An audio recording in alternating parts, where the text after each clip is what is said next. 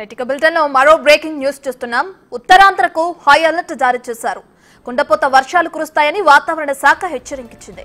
వాళ్ళు అంచనా వేసినట్లే విశాఖలో భారీ వర్షాలకు లోతట్టు ప్రాంతాలన్నీ జలమయమయ్యాయి. ప్రజలు బయటికి రావాలంటేనే ఇబ్బందులు పడుతున్నారు. వర్షం ప్రభావంతో జ్ఞానాపురం వద్ద వాహనాలు నిలిచిపోయాయి. ఇదే విషయానికి సంబంధించి మరిన్ని వివరాలు మా ప్రతినిధి నాయుడు అందిస్తారు.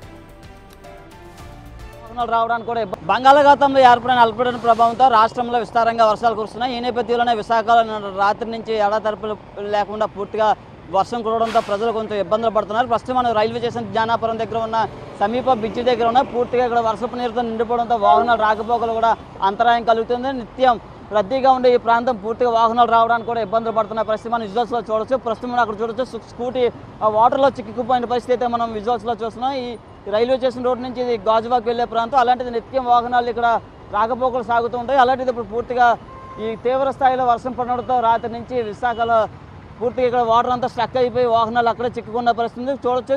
ఆటోలు కానీ 2 వీలర్స్ 4 వీలర్స్ ఏదైనా రావాలంటేనే భయపడే పరిస్థితి. ఇక్కడ పోలీసులు కూడా ఉన్న పరిస్థితి, ట్రాఫిక్ని అంతా క్లియర్ చేస్తున్న పరిస్థితి. అయితే రానున్న 3 రోజుల పాటు ఇదే స్థాయిలో వర్షాలు ఉంటాయని ఇప్పటికే వాతావరణ శాఖ అధికారులు కూడా చెప్తున్నారు.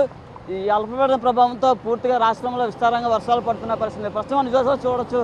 వాహనాలు అయితే కాస్త ఇబ్బంది అయితే పడుతున్నాయి. ఎందుకంటే నిన్నటి నుంచి కురుస్తున్నాయి వర్షాలకి ఎక్కడ గ్యాప్ లేకుండా విశాఖలో కొంచెం ఇబ్బందులు అయితే తలెత్తుతున్నాయి. బయటకు రావాలంటేనే ప్రజలు కొన్ని ఇబ్బందులు పడుతున్న పరిస్థితి అయితే ఉందని చెప్పవచ్చు. అలాగే ఈ వర్షాల ప్రభావంతో కొన్ని జిల్లాలకు రెడ్ అలర్ట్, మరి కొన్ని జిల్లాలకు ఆరెంజ్ అలర్ట్ ప్రకటించడంతో పూర్తిగా ప్రజలంతా అప్రమత్తంగా ఉండాలని ఇప్పటికే అధికారులు కూడా చెప్పిన పరిస్థితి అయితే మనం చూడొచ్చు. ప్రస్తుతం మన న్యూస్లో కూడా చూస్తున్నాం. అక్కడ వాటర్ ప్రభావంతో పూర్తిగా ఆటో ఆగిపోయింది.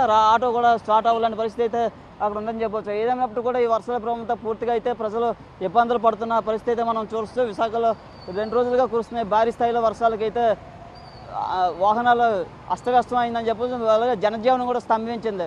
పూర్తిగా బయటకు రావాలంటే ప్రజలు ఇబ్బందులు పడుతున్నారు. 3 రోజుల పాటు ఇదే స్థాయిలో వర్షాలు ఉంటాయని వాతావరణ శాఖ అధికారులు హెచ్చరించడంతో జిల్లా యంత్రాంగం అలాగే రాష్ట్ర యంత్రాంగం కూడా అప్రమత్తమైంది. ఎందుకంటే ఈ అల్పపీడన ప్రభావం చాలా ఎక్కువగా ఉంటుందని ఇప్పటికే అధికారులు ఆదేశాలు ఇవ్వడంతో ప్రజలు కూడా చాలా జాగ్రత్తలు పాటించాలని, ముఖ్యంగా ఈ వర్షం ప్రభావంతో బయటకు రాకూడదని ఆదేశాలు కూడా ఇవ్వడం జరుగుతుంది.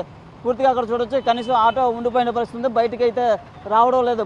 వాహనాలు కూడా ఈ ప్రాంతంలో నుంచి బయటకు రావాలంటేనే భయపడుతున్న పరిస్థితి అయితే మనం చూస్తున్న పరిస్థితి ఉంది. ఏదైనప్పుడు కూడా రాష్ట్రంలో తీవ్ర స్థాయిలో అయితే వర్షాలు కురుస్తున్నాయి. ఈ నేపథ్యంలోనే సముద్రం కూడా చాలా రఫ్గా ఉంటుంది ఇప్పటికే అధికారులు కూడా చెప్తున్న పరిస్థితి. ఏదైనప్పుడు కూడా ఈ అల్పపీడన ప్రభావంతో చాలా ఇబ్బందులు అయితే తలెత్తుతున్నాయని చెప్పవచ్చు. పూర్తిగా కురుస్తున్న వర్షాలకు ప్రజలు కొంచెం ఇబ్బందులు పడుతున్న పరిస్థితి అయితే ఉంది. పూర్తిగా రాష్ట్రంలో ఈ వర్షాల ప్రభావం పూర్తిగా ఎక్కువగా ఉండడంతో ఎక్కడికక్కడ వాటర్ నించిపోయే పరిస్థితి. అలాగే పూర్తిగా జలమయాలన్నీ పూర్తిగా లోతట్టు ప్రాంతాలన్నీ పూర్తి స్థాయిలో జలమయ అయిన పరిస్థితి ఉంది. ఏదైనప్పుడు కూడా పూర్తిగా వర్షాల ప్రభావం ఎక్కువగా ఉందని చెప్పవచ్చు. అయితే చూడవచ్చు పూర్తిగా ఆటోలు కూడా వాహనాలు కూడా రాలేని పరిస్థితి అయితే మనం ఉందని చెప్పవచ్చు. ముఖ్యంగా చూసుకుంటే ఎక్కువగా ఉన్న పరిస్థితి పూర్తి వెహికల్స్ ఏవి రాలేని పరిస్థితి అయితే ఇక్కడ ఉందని చెప్పవచ్చు. విశాఖలో నిన్నటి నుంచి కురుస్తున్న వర్షాలకు పూర్తిగా ప్రజలు అయితే ఇబ్బందులు పడుతున్నారు. పూర్తిగా మనం రోడ్లన్నీ జలమైన పరిస్థితి నేపథ్యంలో వాహనదారులు కాస్త ఇబ్బందులు పడుతున్న పరిస్థితి అయితే విశాఖలో ఉంది. Camera person Arun Naidu, big TV Visakha నుంచి.